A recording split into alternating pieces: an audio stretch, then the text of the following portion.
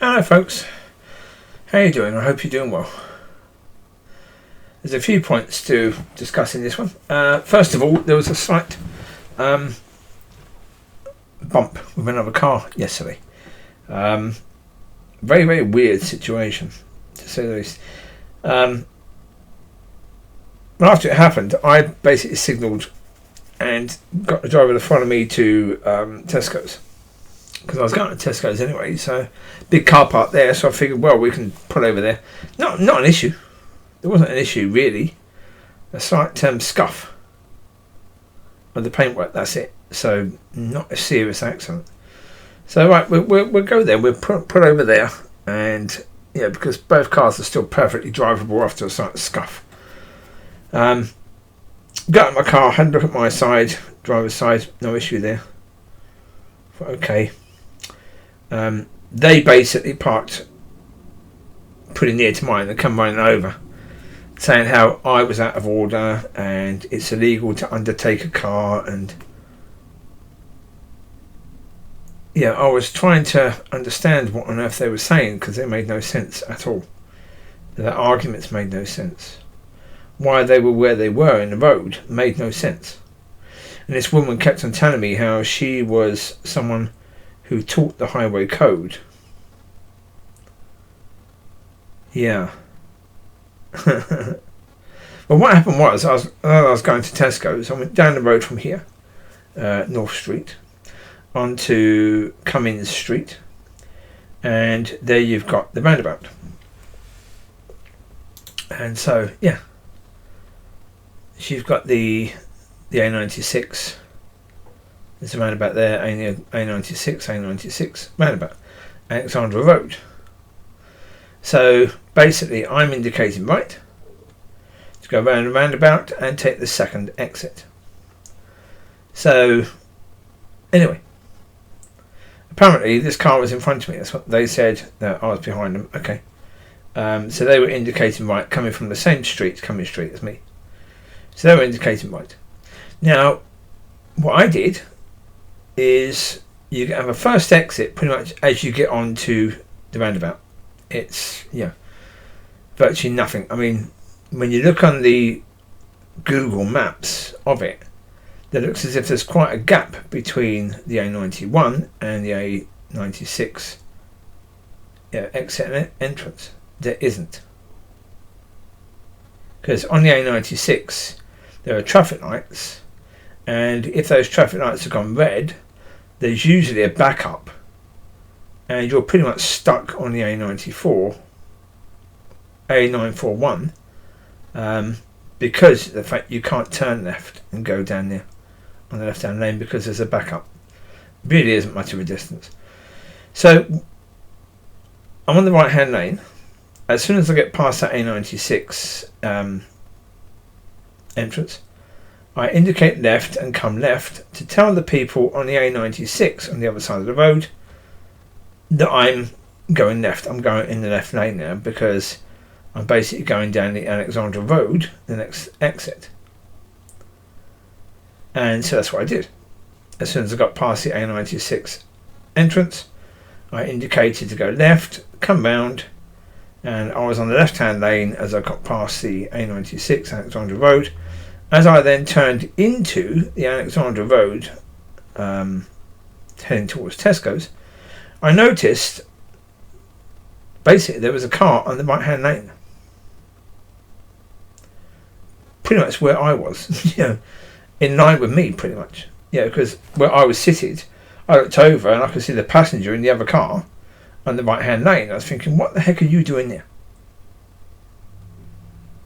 The reason why that right-hand lane is there is because the opposite road, the A96, the Aberdeen Road, has 3 lanes.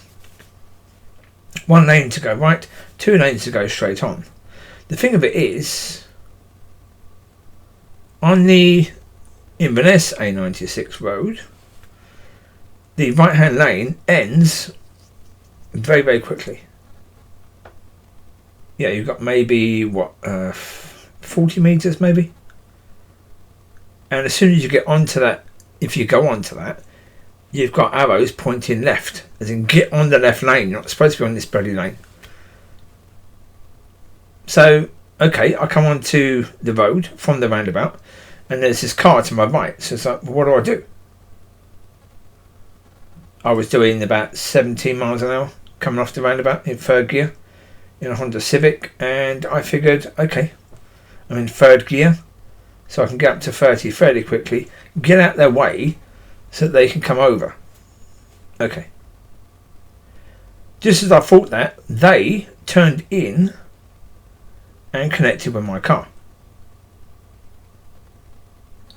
There was no way for them to actually merge because my car was there. They couldn't emerge. And when they were speaking to me, they were talking about me undertaking them.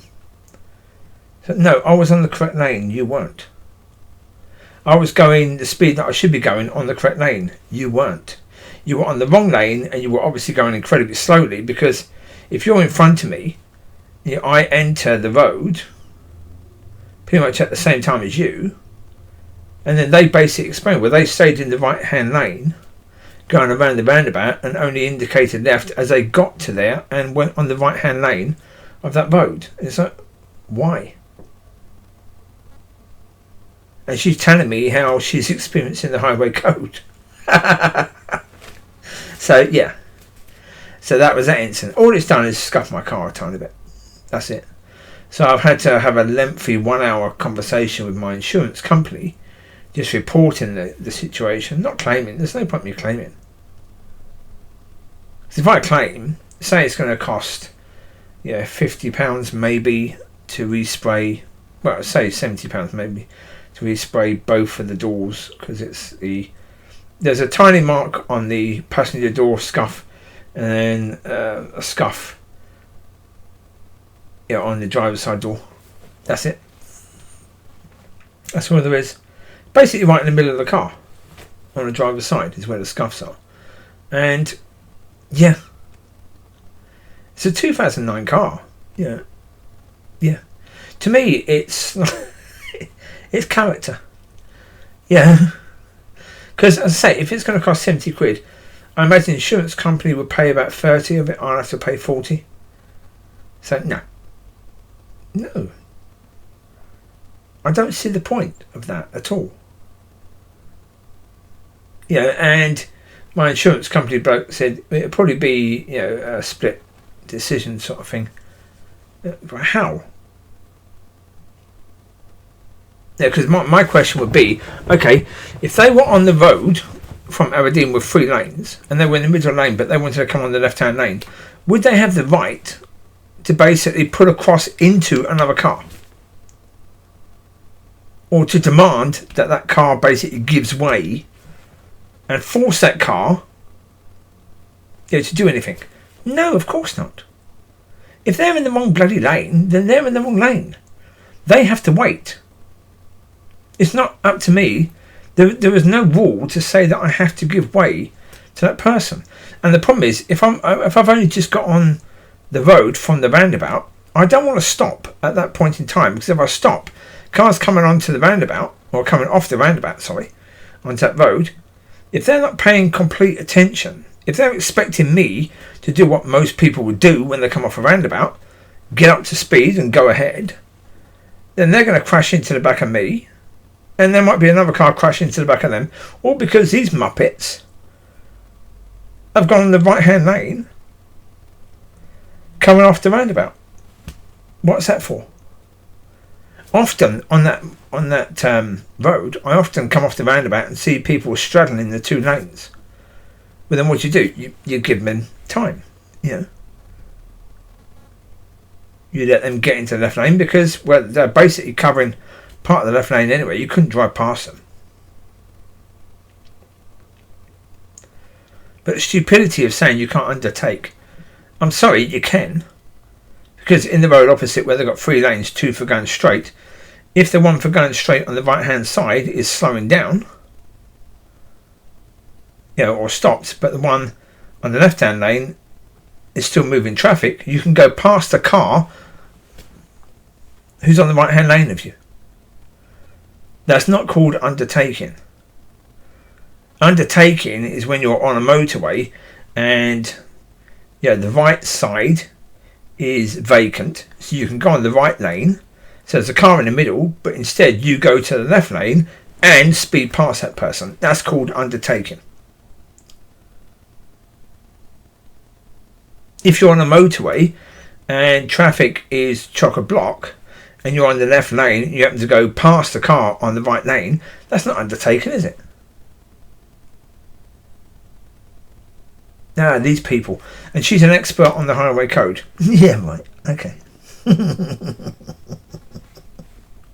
Yeah, that was an interesting conversation with these people. So, yeah. Having to deal with that, which is not good. Don't like that. Went for a walk today in that woods, in the Fairy Village woods. That was cool. Bumped into a lady with dog. Started talking to her. Lovely lady. Lovely dog. Doggy was very cute. Bit sensitive, dog. Not really keen on people. Likes dogs, but not really people. But that's cool. We're not the same species as them, so that's cool. I would never try and train that out of a dog.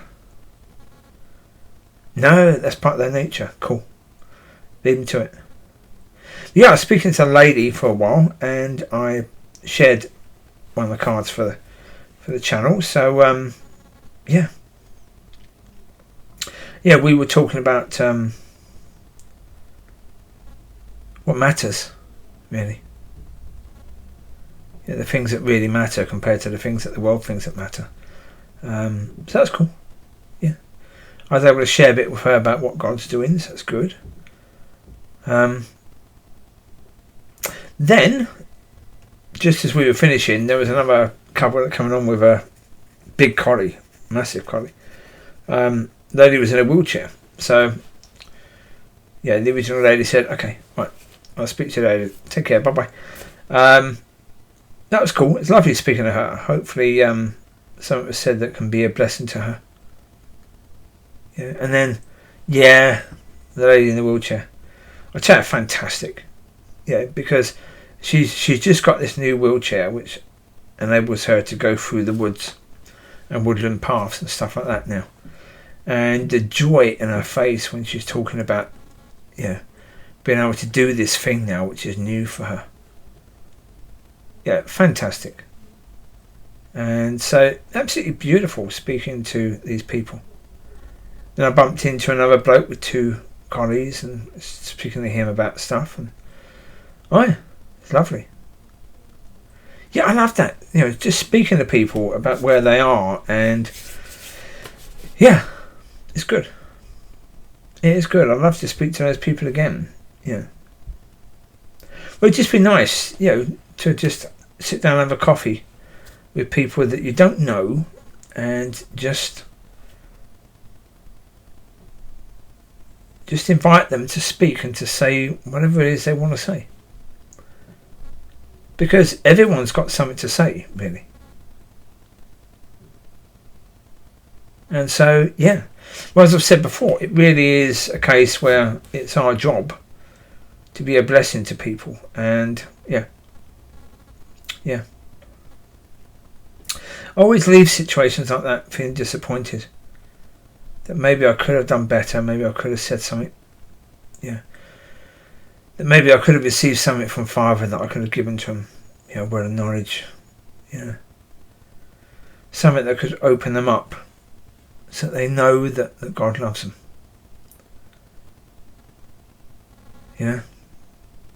But at the moment that isn't the case, so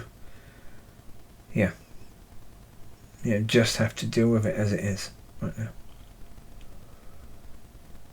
And just try and be as much of a blessing as I can with what I have at the moment, which is not a lot, really. So, I said a couple in the car, Something also weird, I got a call from, because I reported a situation to the police. I got a call from the police earlier just saying, well, the other party has also contacted them. And as far as the police are concerned, it's a both at fault situation. Sorry police, don't bother investigating. I know it's supposed to be your job, but don't bother actually getting off your arse and doing something. maybe looking at the situation and thinking, well, okay, why would that be the case? Say it's obviously both to blame because they're saying one thing, you're saying another. Yeah, but that is your job. Yeah. Okay. Yeah. Not impressed with that. But then the policewoman said they want to exchange details. If you're happy to exchange details, then we sort that out tomorrow, because the lady said that she's busy. Well, the husband said that the lady's busy today, so she can't share the details. And I was thinking, excuse me, she wasn't the driver, he was. I don't know how that works, because if he was the driver, surely it'd be based upon his insurance, not hers. But if it's her car, then complicated, isn't it, really? Yeah.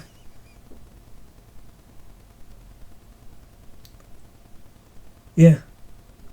So anyway, the insurance company basically said that I had to explain everything I had to explain a brief detail to one person, who then passed me on to someone else who I had to explain everything to, who then passed me on to the underwriters, who I then had to explain everything to again, and then they basically said that they're going to send me a claims form, which I need to fill out all the details again. It's like, what?